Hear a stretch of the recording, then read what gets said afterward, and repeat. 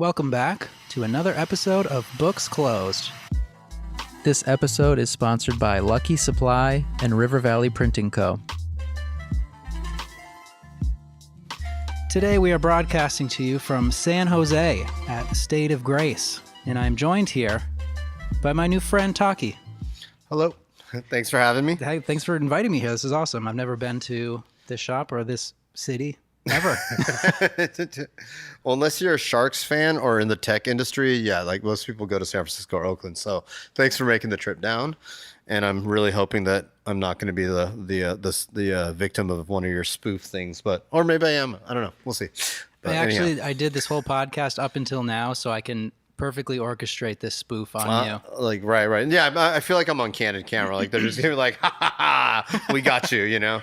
Yeah. So, but yeah. Wouldn't that be weird if that was true though? Right? What would be my motivation? It'd just be like levels of deviousness. You know what I mean? Because I got to say, you are like the guy right now. Like you're the funny guy of tattooing. So I was a little bit like, I'm honored, but yet a little scared. And then I feel like we're talking about social media. So if we're not doing this on Instagram Live, then what's the point even? Like, did it really even happen if it's not That's on a good Instagram? point. You know So what I mean? thanks for joining us. We'll be back next week. We'll be on Instagram Live. Okay, thank you. Yeah. But anyhow, yeah, so here we are. I'd say first, let's talk about your convention that you do. Sure. We're in our 14th year.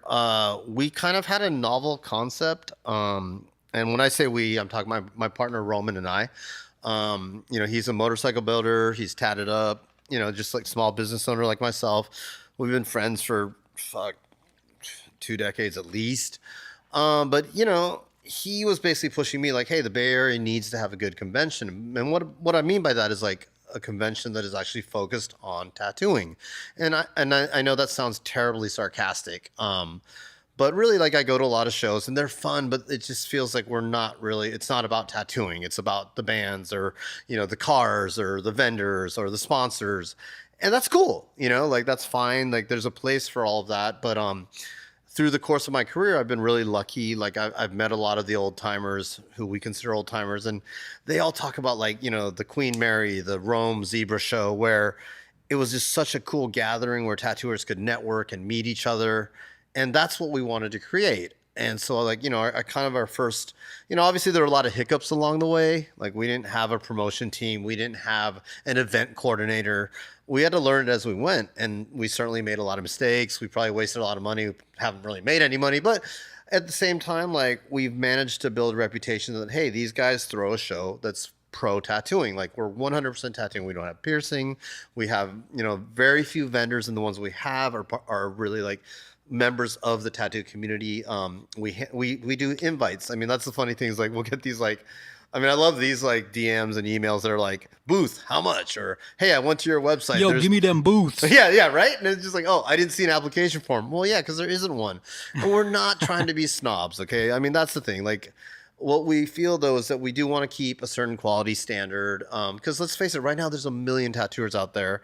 And also to I think a million conventions. Right. Yeah, there are. And, and what can set us apart? And I think that's one thing we look at is, because I feel like there's a lot of really great tattooing happening right now. So it's really hard to pick like who stands out. And for me, there's a certain originality factor. There's people that are doing something new and fresh. There's people like there's this Andrew Stortz guy. He's fucking hilarious, right? Like, Too bad it's not a comedy convention. He's kind of an asshole, probably. Like he's a little mean spirited, but he's funny as shit, right? But like really, like we try to find people that are really sort of like on the like really ear to the street, breaking new ground kind of thing. We try to work with companies that are like that. And like, we work with companies that are tattooer owned as well. That's important to us, that it's not like Roman and I aren't front men for a company. This is us. This is our fucking bank accounts on the line. When we do this is, we're putting our name on it. We're not fronting anyone else, So I think that's, and we've been lucky. Like we've had the support of the tattoo community. People have been very nice to us. Well, it's a no-brainer as a tattooer to support a show like that over some of the other ones that you kind of feel like you get screwed sometimes. I've been to shows and people are like, oh yeah, I'm just waiting for this band to come on. I'm like, well, why the fuck am I here? You know what I mean? Like, and it's just kind of like, and sure, our door numbers are way lower, but that's okay. Cause what I love about our show, is things like, meeting some 20-year-old who's like, dude, I saved up $2,000. I just got a Steve Byrne, a Koji, a Tony. You know what I mean? Like they'll get 4 tats in like 3 days. Yeah. Or like sitting in the lobby and like with like Luciano and Adam Vu and Koji and like, you know, like people from like 6 different countries. And to me, that's what a convention's about. Yeah. You know? Yeah. So do you feel that it attracts a higher quality attendee Yes. compared to other Oh, conventions? definitely. I think we have collectors come. I've actually had certain vendors tell us that they'll sell more at a show that has clearly lesser people through the door, because I think a lot of the people are either tattooers or collectors. Yeah, they're not there just to like walk around and check it out. Right. I mean, and there's some of that, and Sure. we welcome that, but Yeah. we also don't have contests. You know, we don't have, you know, beauty pageants. We don't have, and if we ever do, I want to do like a trans one or something. It'd be awesome. But you know, like I'm just saying, like we've just rejected that whole notion of the traditional entertainment, I suppose is what the word would be, where we just want it to be about tattooing. No piercing, no suspensions, none, and not. I'm not saying that stuff's bad, you know. But I think some shows will use that as a crutch, or like that's the main draw, so people aren't getting tattooed at all. Right. And it just kind of kills it. But then on the other hand, it's cool to think if some normal, you know, some person who's not into tattoos sees it in the newspaper, your convention, and they say, I'm going to check out this convention for the first time. Imagine that is your first exposure to tattooing. Right. It's amazing. Yeah. It's a pretty rare experience, I would say, these days compared to Sure. the other kinds of shows you can roll into. Yeah, and it's hard though, and I do like I think like with my tattoo career, with any book I've done, with anything I do, I try to think it's not so much about the other people. Like I feel like your worst like critic, your worst competition is yourself. You know, like we're trying to be better than our last show, but I will say this, like the large number of tattoo conventions, it's kind of a bummer because you get people that had a bad experience, or there's been one show where it's kind of like we kind of joke about like that's the show that everyone has to get the tattoos fixed up after. You know what I mean? Like there's no quality standard. Like we're talking people that don't even work at shops can get in. So I really wish overall that most shows would just kind of like, let's just make it all better. You know, I think like right now, like I get asked a lot, like what's different now? I've been tattooing 20 years, which is not a long time. It's more than some, less than others, right? And you figure like, okay, I'm going to order an awesome machine, great needles, great supplies right off the bat. A tattooer who 20 years ago would have never told me what needle groupings they use is now going to tell me exactly what they use, what inks they use, all of that. But what's really the difference is the access to reference, to styles. Like, okay, for example, I remember Ed Hardy telling me like in the 70s and 80s, like if a Japanese tattooer sent you a Polaroid of a tattoo, you treasured that. Like that was gold. I remember even when I wrote Bushido, and that was in like 90, oh God, I'm old, 98 or 99. Jesus, you're old. I am, right? Like I wrote this, it was a book. But you know, but like when we printed that, I think Schiffer printed in 2000, like the Japanese distributor wouldn't even carry it because they said it was a Yakuza book. You know what I mean? And I remember showing it to people, and people were like, whoa, this is like, you know, and it's like, because I think the only books we really had were like those big Kei Bunsha ones. Like, and they were too expensive to like let customers see, right? Like Bushido was like $30. You'd be like, here, check this out. Yeah. And I really like, I feel like I used that to like, you know, aside from like it was a learning experience myself writing a book, and I felt proud that able to share something that I had observed and learned, share something from my culture and country, but also just it was a way for me to promote this is the type of work I want to do. And I don't think anyone cares about that anymore because it's all on there. Like, and maybe that's cool, maybe it's a level playing field, but I feel like our accessibility to everything maybe makes us appreciate it a little less. Does that make sense? It does. And sometimes I wonder, is it just that it's not there? You know, those books aren't coming out anymore. So is that maybe people do care, but it's just not there for them? I mean, or maybe things are changing. Like, for example, I used to love LPs. And remember when Crass would have big poster foldouts? And then it turned to CDs, and then it turned to like just downloads. Nobody does album art anymore. There's a whole genre of art, you know, from movie, like album art. I'm sorry, movie. I'm getting my things crossed up here. But there's a whole genre of album art that's gone now. Yeah. You know what I mean? That's like, and the funny thing is I still own some LPs, but like they're actually at my mom's house in some closet, and I don't even have a record player anymore. And then ironically, I love books. I've published tons of books. I've written books. I'm still working on books. I have like, you know, we have a 3-bedroom. 1 bedroom is our study with all the books. And yet I still find myself when I'm drawing, I'll Google something because I don't. Yeah, me too. I'm too lazy to go upstairs and look for it. You know, and it used to be like that reference was gold. Like I'll tell you a funny story. Like I was told one time when I first saw that book, Tibetan Tonka painting. Remember that one? And I was told by the guy that showed it to me, like, don't show this to people, okay? And it was kind of like this thing, like, you know, that the West Coast had, like, oh yeah, we're on this new cutting edge stuff, right? Ironically, Ed Hardy published all those books in his bibliography of Tattoo Time, like in the 80s. So, I mean, if you had like the wherewithal to actually look for it, it was all there. You know what I mean? Like, but like, I feel like there's a certain generation that just doesn't care about books anymore the same way. But then the certain things are coming back. Like, you know, like you saw me doing Tabori earlier. And I kind of liken that to like, okay, as we're moving forward to like, you know, we have like these, like, you know, the machines that are now like the wand looking things. And like, we're going further from coil, you know what I mean? Like the whole type of tattooing is changing, like the cartridge systems, like I guess the mechanical things we're using are changing. What do you think about stuff like that? You know, okay, so a few things, like I'm kind of like torn, like as a Japanese American, and I work with Horitomo and Horifuji, who are both from Japan. Raised like I was born in Japan, but I was raised here, so I'm kind of a weird in between guy. But like so, I feel like Horitomo and Horifuji both outline by machine, they shade by hand, and that's what I'm trying to do. And I'll tell you right now, it's damn hard. It's like my analogy to everyone is like, imagine if you had a motorcycle and I took it away and I gave you a bicycle. That's how I feel. Like I feel like I'm learning to walk again. But then I also feel a certain sense of pride. And a lot of that, it's not just from these Japanese, it's also watching people like, you know, Peter Sulape, these Samoans that are like doing, you know, hundreds of years of this, of tapping and just taking pride in that culture. So I think while there are people looking to the future, there's always going to be people looking back. There's going to be, and for everybody who's like, you know what, I'm just going to buy a needle, there's going to be somebody who's like, I want to seek out the person who makes his own needles or who does it by hand. So I do think there's a value with that. Now, when it comes to machine building, I think because the Japanese have this hand style, like I don't think Japanese differentiate between rotary or coil or wand. It's all electrical. So you've already sold out. So it's kind of like, you know, it's like, oh, whatever, whichever way you're doing it, it's not Tabori. You know what I mean? As far as I'm concerned, like, you know, I used to kind of be like a coil guy, and now it's like I've found, like, to be honest, like you know, rotaries, like I can pack color in a lot better with less skin trauma. I actually had this discussion because, you know, like I use bishops and I really like them a lot. I also like, I think, I will say this, I don't think any rotary that I've seen, with the exception of Dan Kubin, has the charm and the, how can I say it? The character of a coil machine.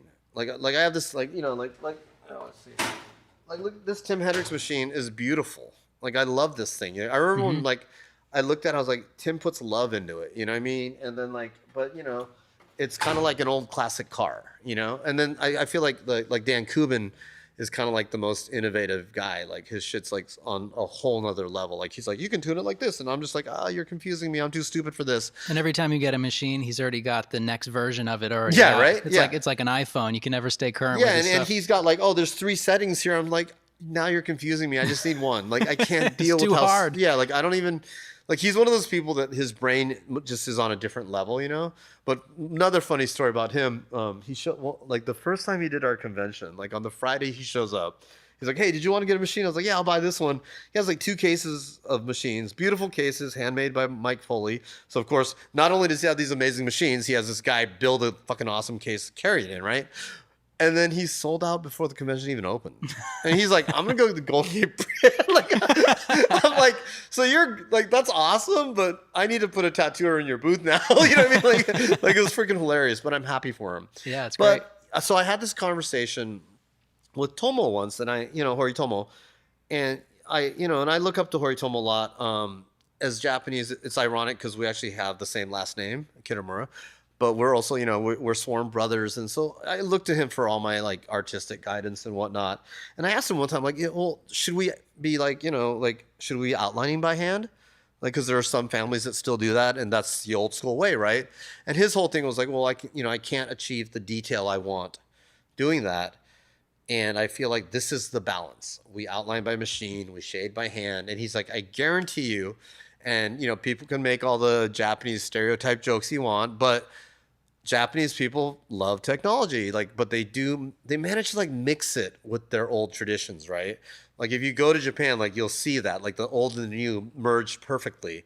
And I think if you went, if you went to 1860s Japan, well, actually, I guess technically O'Reilly invented the tattoo machine in 1891. But anyhow, let's say you took a tattoo machine to 1800 Japan and said, "Hey, here's a tattoo machine."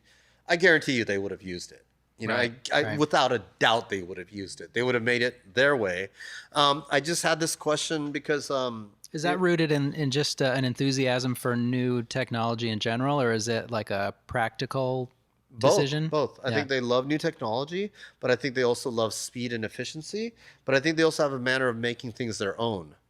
If you think about Honda building a company out of his garage and taking a bunch of rickety motorcycles to Europe and being called a dumb Jap and winning shit, and then building this huge company. But he essentially took a Western innovation and made something really good with it. I think there's a lot of that happening. I think the Japanese will find ways to still keep, and there's certain things that I think it's nice that they still do things by hand. There's still things that are done handmade, but if any country has embraced technology, they have too as well.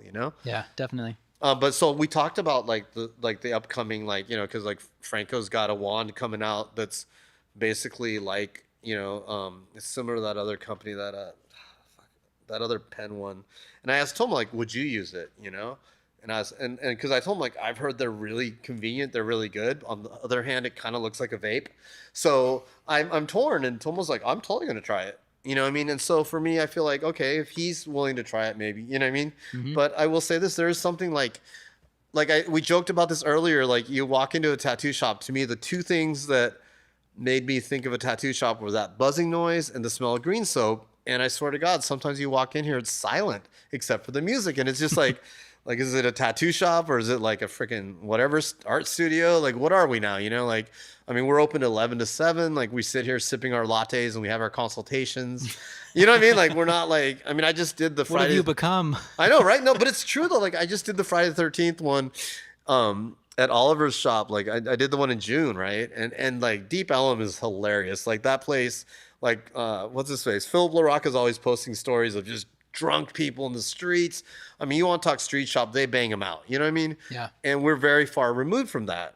We've insulated ourselves because I've worked at biker shop. I've done that. And for the Japanese style, I just feel that our style works, and that's one thing too. I notice a lot in tattooing. You see a lot this is real tattooing. This is not real tattooing. Tattooers should be like this. And it's kind of no one owns it. You know what I mean? Tattoos are just ink and skin. You can decide what's right for you, what's right for your client, and that's it. You know what I mean? Even your book's closed joke is rad. I think it's hilarious, but at the same time, I know a lot of tattooers that their books are closed. Yeah. And it's if that's how they choose to work, this is America, man. Sure. You do whatever the fuck you want. So for me, it's also too, I can't do a walk-in bodysuit. You know what I mean? I can't, right. I need some time to prep that. Yeah, the work is going to dictate how you work. So, and I just feel everyone just figure what works for you. But I will say this, going to, the reason I did Oliver Peck's, 13 thing, aside from friendships and whatnot, is because I felt that was the closest I did something 70-something tattoos in 16 hours. And then actually my guy Tyler Harrington just did 160 something in 24 hours. Jesus. Yeah, no sleep, no drugs. He did it. But for me, it's that was the closest I felt I was going to get to the stories I heard from Pinky Yun, from Mike Malone, of when the ship came in and you're tattooing it. I remember Rollo telling me they would tattoo, they wouldn't even count the money. They just throw it in a box and they would just keep tattooing. Same thing with Pinky. When that fleet came in, you worked. He said his boss used to feed him bread while he was tattooing. And it was actually kind of funny because at Oliver's thing, Oliver has tons of snacks there. My wife was there giving me candy. So while I'm tattooing, So it was just for the experience of it. And it was also cool because I don't tattoo like that. I am the consult appointment guy. Yeah. You know what I mean? So my books aren't closed, but I guess they kind of are. I don't know. You know? Yeah, I mean, I guess the books closed thing has kind of become like a shameful thing to some people. Sure. But, I think it's hilarious. I think that's great, and I also think that like I worry that when my profile now says books closed on so many posts, and in my bio that I feel like I'm getting less emails now, and it's starting to scare me, as I might have shot myself in the foot there. No, I think it's because of your work, bro. I wasn't going to say it. You know, I didn't want to be the one to tell you this, but it's not about your podcast. Yeah. No, well, but you know, I mean, it's a problem. Yeah, but I think it's good too because what I've noticed is with I think people are what I've noticed is even the people you make fun of are laughing because you do it in a good way, and also you're pointing out things that are true. And if you can't laugh at yourself, then you know what's the point, right? You know? Yeah. Luckily, it's all about tattoos, so sure. I think most people have at least some self-awareness or some sense of humor. Hopefully. Yeah. But I guess, you know, they could be interesting to make fun of people who aren't self-aware.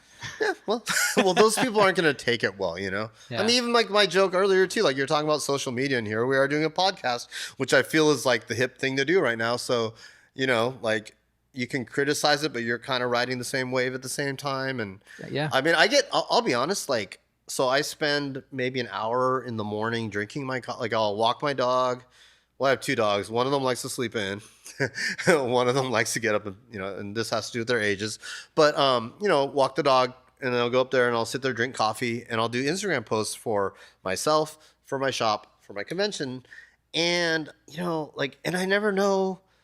Like, I guess there's a part of me that feels like I have to do it because it's free, you know, and it's kind of like our convention, you know, I feel like with the convention and with the shop, like, you know, our shop, we have 8 people here, so it's like. You know, they're all booked, but at the same time, like as the shop owner, like I do feel a sense of responsibility to them. As a convention organizer, I feel like if you come to our show and you don't work, I mean, granted, there's certain people that, you know, obviously some people book faster than others, but we want to get people for you. And so I feel like if this is a free service, Instagram, you know, or Facebook or whatnot, if I don't use it, like maybe that's like, it's kind of like just rude almost, you know, like it's kind of like a missed opportunity. Yeah, like and it's kind of like okay, so this is a funny thing here is like I remember when I first started tattooing, which was in '98, and like I said, not that long ago, but even then, old timers would tell me, and when I say old timer, I'm talking about guys like Chuck Eldridge, like that era. They would say like, I wonder when this tattoo boom is gonna end, and nobody had any idea. Like once, you know, how big it would blow up in the 2000 era. Like once Miami Ink came along, and even Japan, like, you know, like I remember like, what was it, the first Tokyo convention was like 99 or 2000. And then it felt like in 1 year, like tattooing was underground and then it was like all over the place, you know, and then now it's kind of like in the weird middle area. But I feel like, you know, the same thing here. It's like, we have no idea where this is going, but like I remember when I first started tattooing, working at a biker shop, and, you know, you put your money in your pocket and you feel like, okay, I got to pay my rent first. And then I'm going to buy something, right? And now it's like you kind of have your appointments, so you already kind of know how much money you're going to get. Yeah. But I always feel like same thing with Instagram. Like, well, what if I stop posting and clients stop coming? Like, you know what I mean? Like, because I feel like right now that's your direct line to, you know, your client. I mean, even do you still have a website, shop website? And we have a shop. Yeah, we have a shop website. We don't pay for ads. That's always been a thing for us. Like I feel like our people should be our advertising. Like, you know, like people should talk to people. I mean, well, especially in a shop like this, the work speaks for itself. Yeah, I feel like it's like, to me, if I've done a good job on you, you're going to tell your friends, you know. Yep. But even this dumbass podcast, the only reason I'm doing it is because I want more clients. I'm just kidding. Right. You know? We'll see how that works out. Yeah, right. All right, we're going to take a quick break. We'll be right back. This episode is sponsored by Lucky Supply. Think about everything that you use when you're doing a tattoo. You can get each and every one of those items from luckysupply.com. You know your clip cord's messed up, and you know you're trying to squeeze those last few drips out of that bottle of golden yellow. Well, do yourself a favor and stock up. Get it all from Lucky Supply at luckysupply.com. This week we're also sponsored by River Valley Printing Co., who offers the highest quality giclée prints, stickers, and pins for the tattoo community. You spend all that time painting, well, spread the word about your work, make some prints, sell them to your customers. And also, if you don't have stickers that your customers can put all over town and get you in trouble, then I don't know what you're waiting for. Check them out on Instagram at River Valley Printing Co., or at rivervalleyprintingco.com. The best way you can support this show is by supporting our sponsors, and I do want to point out that these two companies have been so great in supporting this show and helping me get started in these first 5 episodes. If the willingness to support a project like this before it even existed doesn't show that they're willing to give back to tattooing, then I don't know what does. So thank you very much, Lucky Supply and River Valley Printing Co.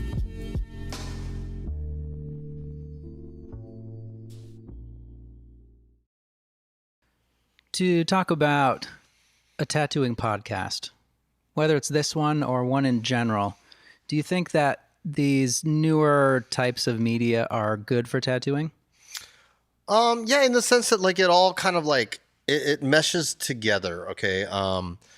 Like for example, I've heard a lot of people complain about Miami Ink, LA Ink, Ink Master. I remember even getting an angry text when I went guest judge on Ink Master, like, "Oh my God, I can't believe you did that. I just haven't, I thought you had integrity. You do books. Why did you do that?" And I was like, "It's a game show. I wanted to have a good time. Oliver and Chris are my friends. My sister lives in New York. It was hella fun, But I can say this, I've curated 2 museum exhibitions. I've spoken at the Virginia Museum of Fine Arts, Asian Art Museum. And a lot of this, none of this would have happened had this explosion not happened.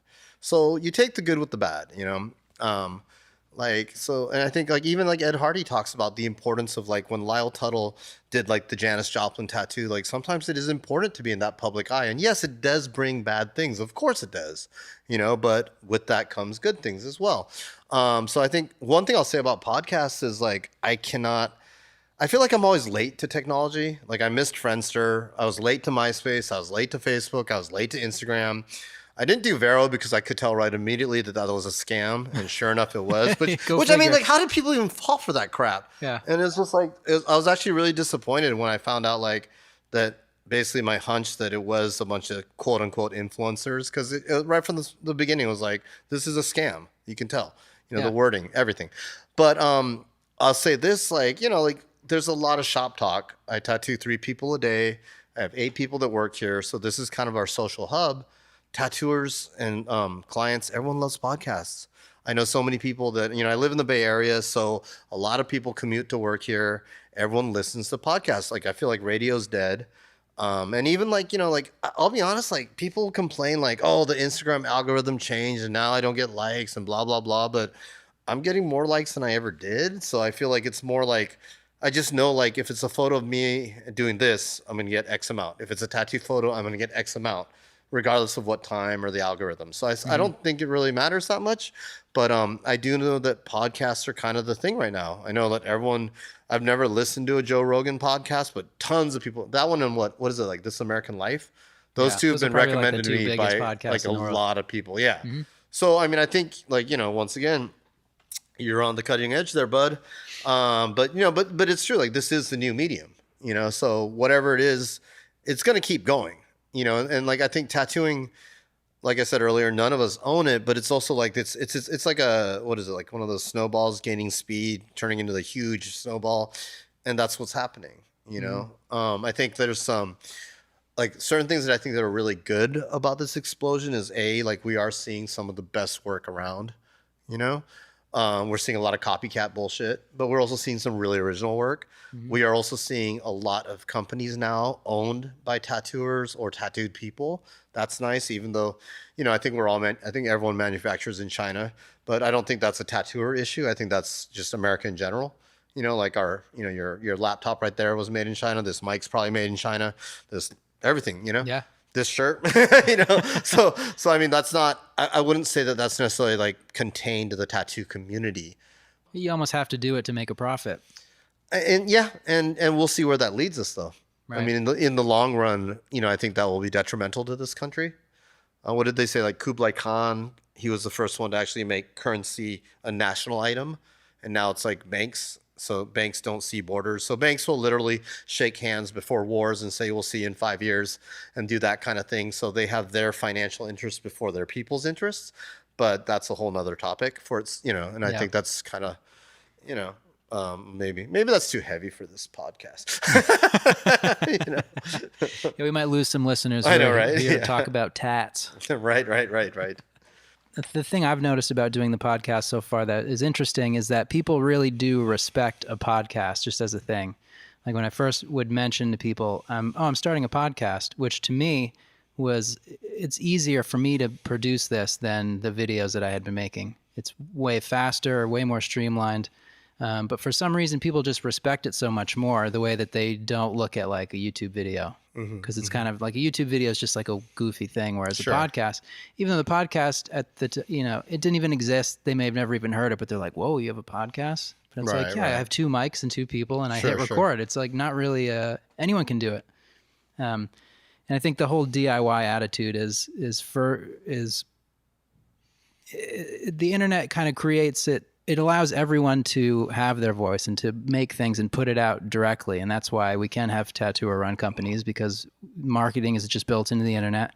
Anyone can have their own podcast. Anyone can have their own band or their own whatever. So you're going to do it. Are you going to become a SoundCloud rapper? That's kind of the vibe I'm getting here. I'm trying to test the waters. Okay, sure. I might have a couple songs up, but I'm not going to I mean, if you want, we can tat your face, because you're going to need some more face tats. Yeah. But no, I think you're right. I think that's definitely, and that's also why I think like the net neutrality thing was a bit scary, is because like, or even like if you want to look at like social activism, and I'm not pro or against, because obviously it'll depend on what the issue is. But for example, like people are using Twitter. And that's something that I think like with the podcast, like you're right, like any 2 jackasses right here can do a podcast, but you're right. There is a certain amount of respect to that.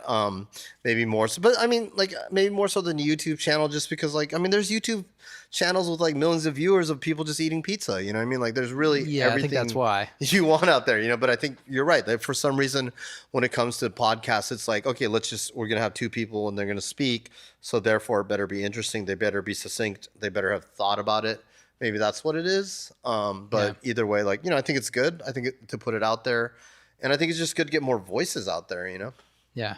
I think people are gravitating more towards longer format stuff in general. The way that people will binge an entire TV season or something at a time.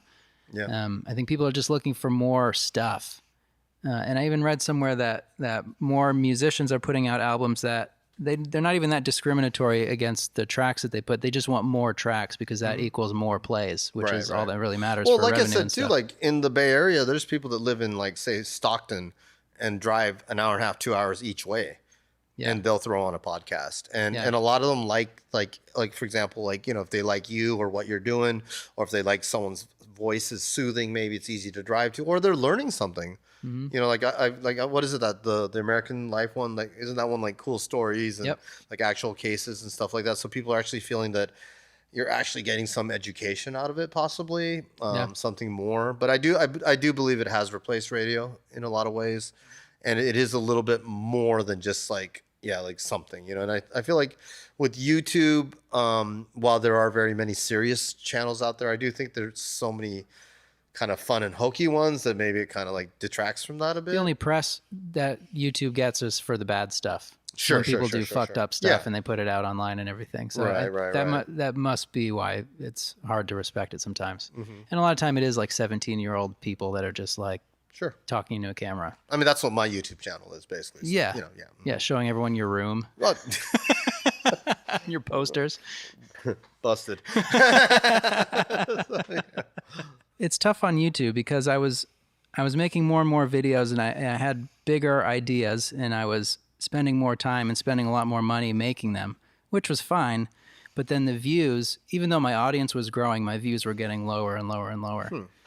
And it was tough. And it's not like I was ever doing it for the money that I would make from the views on YouTube, because I wasn't in a category where that would really change my mind either way.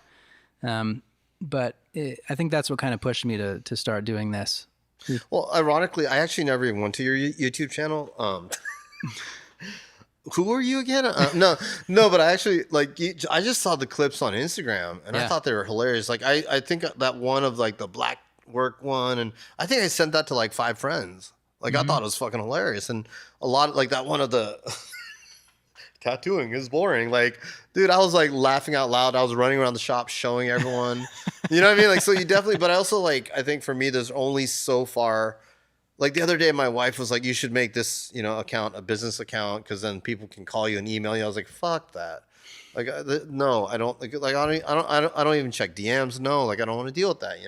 Well, so let me ask you this then. Like, but do you feel like how much time do you invest in this? Because, for example, sometimes I feel like if I didn't do books, if I didn't do conventions, if I didn't do museum shows, that I would be a better tattooer because of the time. But then there's times when I feel like if I didn't do those things, I wouldn't be a better tattooer because those things are also creative. Like, I remember something Grimy said in one of his, like, maybe it might have been a book or an interview, but I want to say like 15, 20 years ago, but anything that provides that creative spark, whether it's a song or a movie or a painting, is good.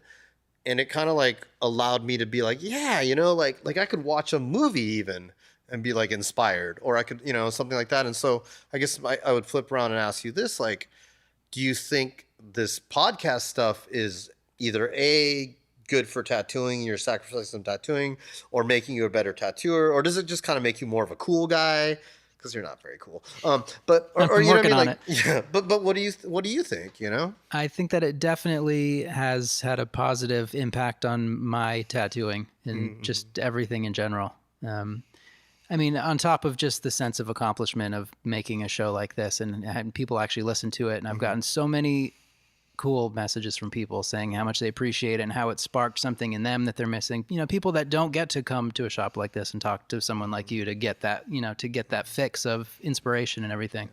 It definitely takes a lot of time that I could be putting into tattooing directly. Sure.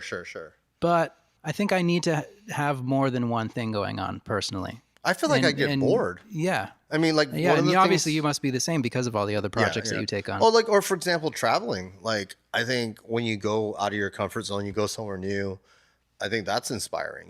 Like, absolutely. I think that's important. I think I mean, to be honest, that's a lot of why I wanted to be a tattooer. Is I felt like if I can get to a certain level, there's going to be a tattoo shop in every city in the world, so I can like use that as a vehicle to also travel. And so, but I mean, to be completely honest and not to sound like a dork or whatever, but I was super honored. Like, when you asked me if I like I said, at first I was like, oh man, he's going to spoof me or something, which still could happen, I guess. But, all right, guys, come on in. I know, right? Yeah.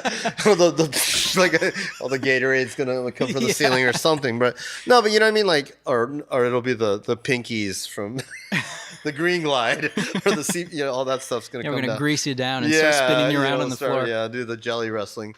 But no, but you know what I mean? Like, it for me, I felt like it was an honor.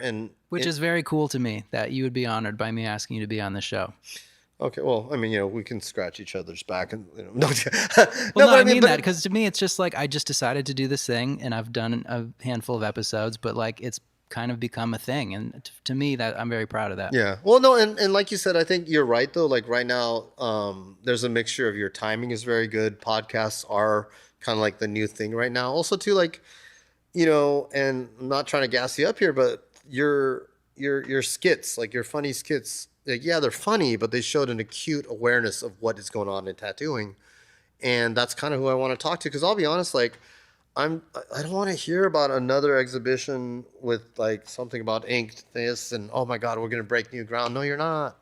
Like there's certain things where like, and I don't want to sound jaded either, but, I feel like, in the time that I've been around and the people I've been around, the work I've done, like I've seen a lot behind the curtain, so I felt like this was something new and exciting and fun that I could actually get behind, and I think like as you get older, you sort of want to pick and choose what you do, not just with tattoos, but just in general in anything. Like there's only so many hours in a day. So, you pick what's important. So, and like I said, for me, aside from feeling honored, I did feel that this was something I wanted to do. Well, I'm glad you did. I do want to talk a little bit more about Tabori. Yeah, sure. How long have you been doing that? So Tabori's been kind of a weird love-hate thing for me. I was shown how to do it basically 20 years ago. I was shown how to make the needles. And it's just one of those things where like I was kind of told a few basic things, and then from there, like literally told you now just have to do it. And then it's something that I've kind of toyed with for a long time, and I've just never fully committed to. And I think so. I have one of my good friends. He told me once. Well, sorry, before we go on, for people that are just listening, explain what Tabori is, just to break it down. So Tabori literally means hand tattoo, or hand carve. So for the Japanese, like I'm sure you've seen this, where you use one hand as your stretch hand, and it's also the fulcrum point where you poke in a series of needles. In the olden days, a lot of times it would be a wooden stick, with needles lashed to it. Japan had iron ore, so unlike the Polynesians, they had metal for a long time. Japanese swords, needles, whatnot. So they were able to make tattoo implements like that. Whereas, like say, the Polynesians would use sharpened boar's tusks. So I was taught this method, nearly 20 years ago, and it's just something that never really, I guess, I just never fully committed to. And maybe it seemed like too much of an uphill battle. Yeah, just laziness, maybe. And that's why whenever making too many books. Yeah, right. I know about people that do Tabori, right? No, but there's a handful of people that I feel like really inspired me here, like Horitomo being one of them, because if you know Horitomo's history, for a long time he was known as Washo, and I remember before meeting him, like we'd hear like, dude, there's these two guys, Saburo and Washo, from Japan, and they're crazy and they do all this amazing work. And then, a few years went by, and all of a sudden I'm in Japan and I'm being told Washo is now Horitomo. He's in the family. You're under him, bada bing, bada boom. And so he actually went from tattooing in a chair to tattooing on the floor, like old school style. He went from, and started Tabori shading. So seeing somebody do that, it's kind of like, okay, well, then I really have no excuse there. I've also seen the same thing with Sulapesi Liufao. He's a Samoan guy in Orange County. That place with that terrible hockey team, the Ducks. Anyhow, but he did the same thing. Like when he was given his Sulape title and the right to use the tatau tools, he had to basically start from, and he still do, and both these people still do machine stuff. And even watching like Peter Sulape, Paul Sulape, these are people that are, Peter actually did my tatau, but I really respect what they're doing because they've certainly chosen a tougher route. I mean, there is no doubt in my mind that, machine is a lot easier. And even now too, like, when we talk about, like earlier, you're talking about like, would I use like this type of machine or that type of machine? Like, any of these machines is infinitely easier than Tabori. But I will say this, and I'm like, I'm grateful to my wife for a lot of things, mainly for putting up with my dumbass. But, it's also like finding your right life partner, the person who understands you. And so we kind of had this talk, and she was like, you need to do my whole back Tabori. So, the outline was by machine, but we're doing it all by Tabori. It's taking forever because I'm really slow at it. But, that's the other thing too. Like, I think like, I'm sure pretty much a lot of wives would agree that like, being married to a tattooer is, or husbands or vice versa, or whoever's for that matter, is probably a huge pain in the ass because we're egomaniacs and we're ridiculous. But my wife would agree with that. Okay, yeah, sure. But I think like it's like a huge sacrifice she's made, because I'll be honest, if we were doing this by machine, we'd be done by now. Like, in fact, she made a joke about there was another girl that started a dragon after her. I'm already done with it. Yeah. But it's by machine. But I do think it's important, and I think like that kind of sacrifice you make for your loved ones, like to kind of support them. And I remember I never met Mitsuaki Owada Horikin, but I consider him one of the past legends, past masters of Japanese tattooing. I actually did get to see a set of his hand needles that Pinky Yun had, because they were friends. But, he basically learned how to tattoo by doing a full bodysuit on his wife. You can kind of see the progression and whatnot. And so in a lot of ways, I think that's kind of reminiscent of that. But like I said, it's an uphill battle for me. It's really hard. And, there's definitely times when I like would rather grab that machine, just throw that bishop on, do it quick.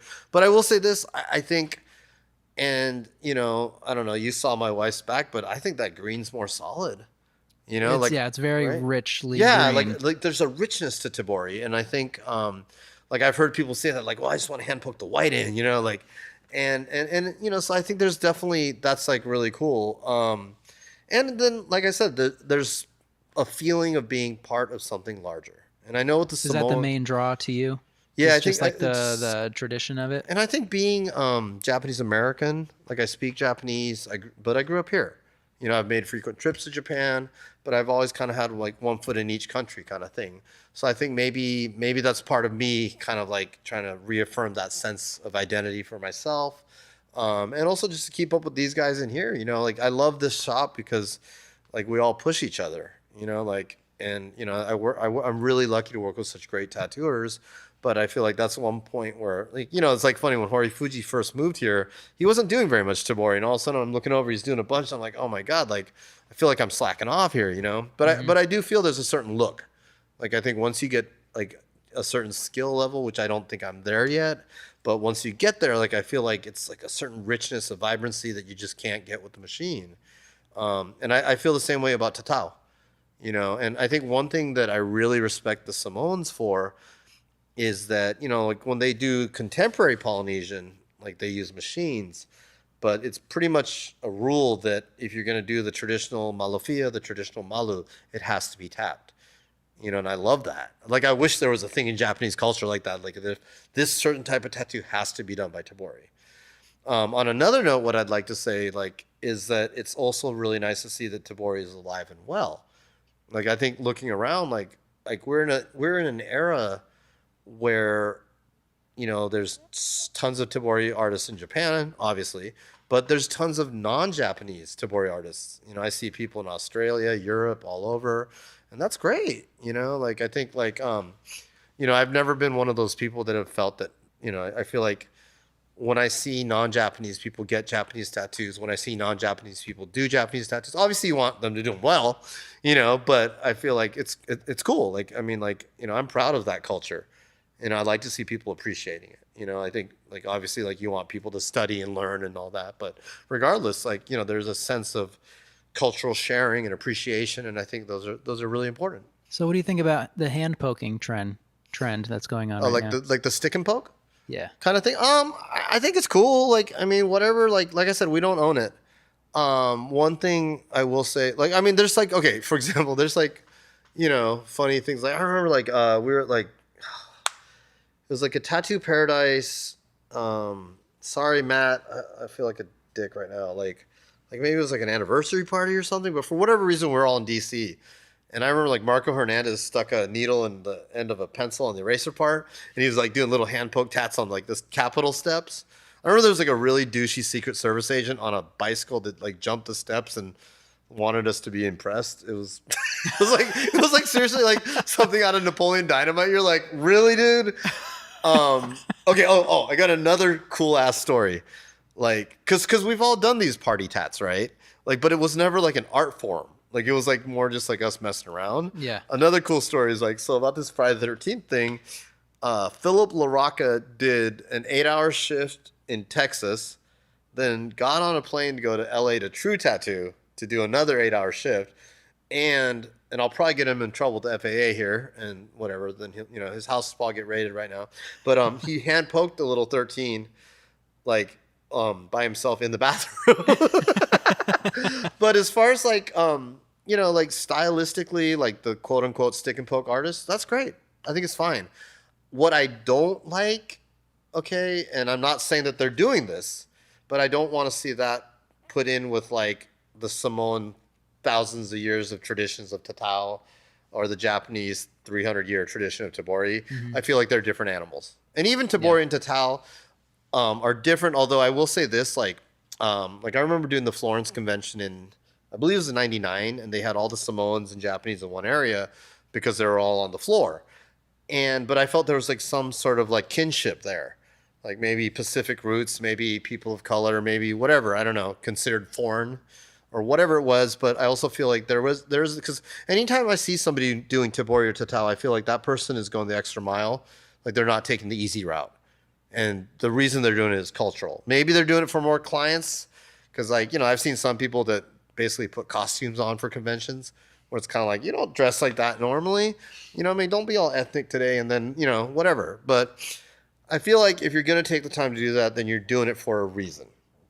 So all I'm saying is that like with stick and poke, hey, have at it, do it. That's great. You know, like I'm not hating on that at all, but I do think it's different from Tabori or Tatao, you know. Do you find that anything you've learned as you're pursuing Tabori more has come back and changed how you look at stuff with machine tattooing? That's a good question. Like I said, I do think there's a better color saturation. I do find myself every time I start doing Tabori, like appreciating how much work the machine does. Like my finger hurts like pretty quickly into the session. I have to pay attention more. I have to. You need a much better stretch. So like that's like kind of like why I'll use a lower bench to get like a better leverage point. But I think I have to like constantly tell myself, like kind of put that out of my head, like because the first thought that goes through your head is like, God, I could do this faster. I have to just think that this is what I'm doing. And then Horifuji gave me some advice of like, kind of get your rhythm, like almost like let the kind of the rhythm do the work, not so much like poking it in kind of thing. And then I mean, you really should watch Peter Sulape work. So Sulape Peter is like he's the Tufunga that did Mai Tatao, but I mean, this guy could do Malafias in his sleep. Like, I mean, he's been doing them since he was 14, but regardless, like I think anytime you watch an expert craftsmanship, or sorry, an excellent craftsperson, it's just amazing. Like, I don't care what they're doing, if they're carving, if they're tattooing, if they're painting, whatever they're doing, it's really great. And I think that's one thing I think of is that there's so much craft in that. I don't know that it's helping my machine tattooing. I think at this point I see them as such different animals, like, and maybe I'm forcing myself to do that. Do you think there's any way to modify how a machine runs to be more like Tabori?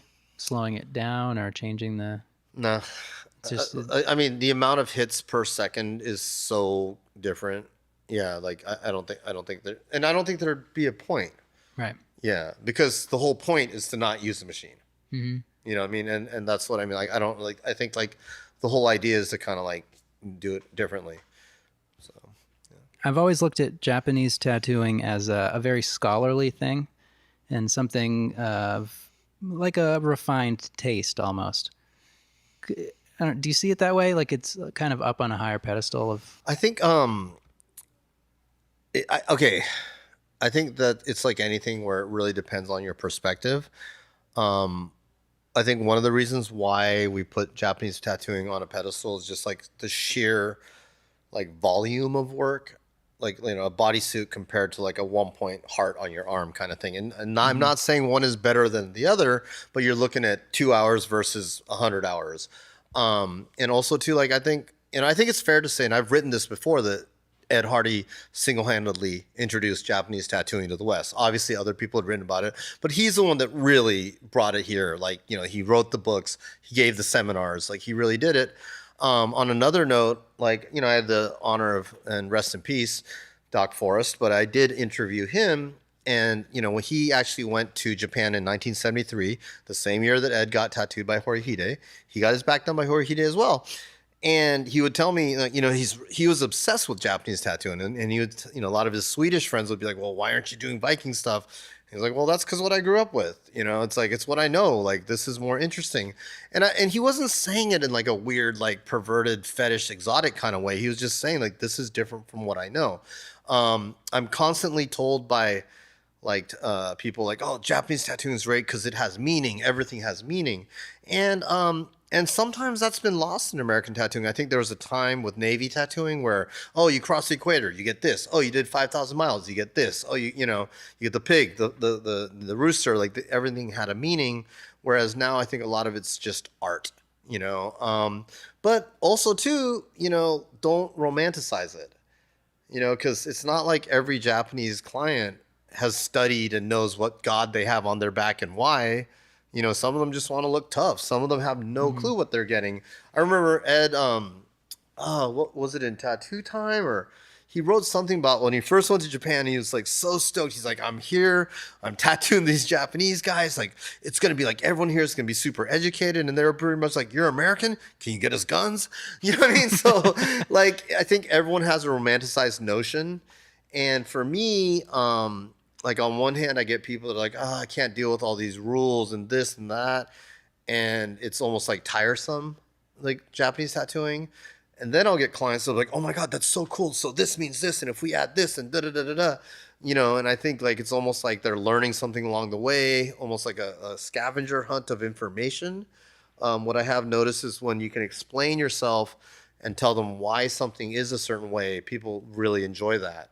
And I think that's what they want, and whether that's like a preconceived notion about what Japanese tattooing is supposed to be, I can honestly tell you that, yeah, there is a lot of meaning. But I'll also tell you this, and I've done extensive research on Japanese tattooing, on Samoan tattooing as well. And you have certain things that mean things, right? But keep in mind, the people doing these were artists, so they're going to add their flair in there.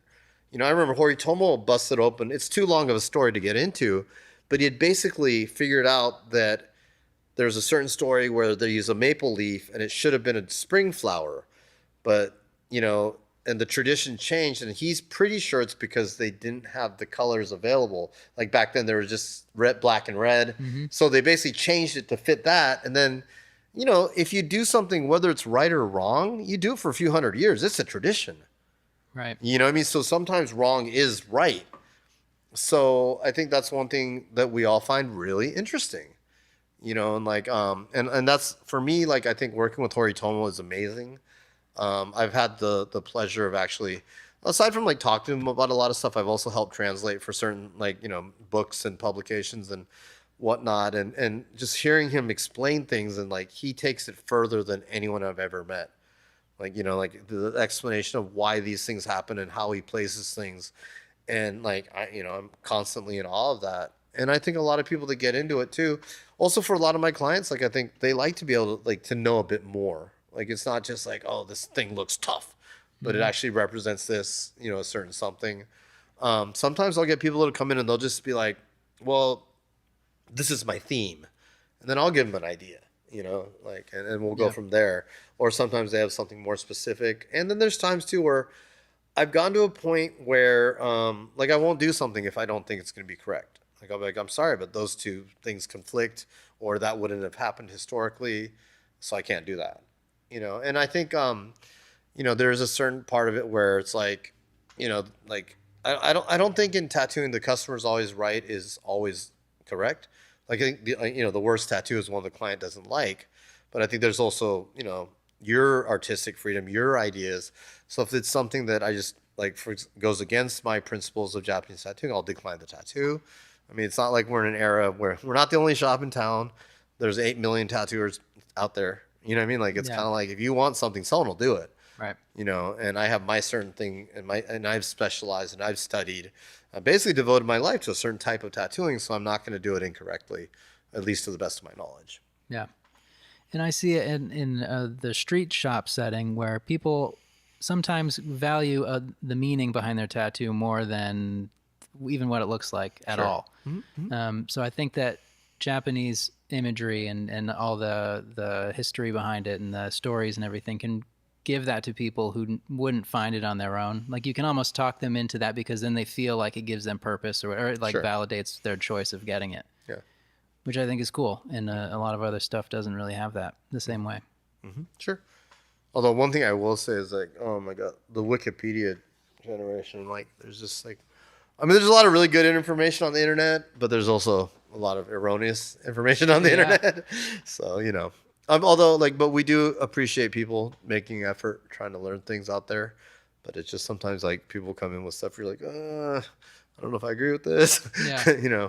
But at least you know that they're interested enough to try to do their own research, and then you can kind of guide them. Yeah. Because I think a lot of people would come here hoping to be guided. Yeah, sure. I'm sure some people think they know their shit, but yeah. But I'd imagine a lot of clients are happy to be schooled on that sort of stuff. And you know what? It's happened. Like, we had a client the other day. He asked for something. I was like, I didn't know what it was, and it was a really obscure reference. And I asked one of the guys here. He's like, I don't know. And then we looked it up in Japanese. Like, oh well, yeah, okay, there you go. And he had, so there we were made aware of something we didn't know. Because there is such a vast amount of history and culture. So it'd be really hard to know everything unless you're Horitomo. He knows everything. So he's superhuman. Yes, he's a cat. Actually, he really is. Well, I do want to thank you for sitting down with me tonight. This was very cool, very interesting, and maybe we'll do it again sometime. Yeah, I'd love to. Thank you for taking the time, and thanks for doing this, and we appreciate it. So if people want to check your work out on the internet, the website is stateofgracetattoo.com. The Instagram is, my Instagram is State of Grace Taki, one word, and the shop is State of Grace Tattoo. And yeah, probably the Instagram is probably the most updated because, you know, it's like a daily kind of thing. I don't know, the websites. So that's the other thing too. Like, I feel like the website, it's just such a pain. You got to send stuff to your web guy and da-da-da. So I feel like, you know, I think that's why Instagram has become such a thing for tattooers. Like, let's say you're a Japanese tattooer. Like, if you're a guy that's doing palm-sized stuff, you can post some, you know, put something new every day.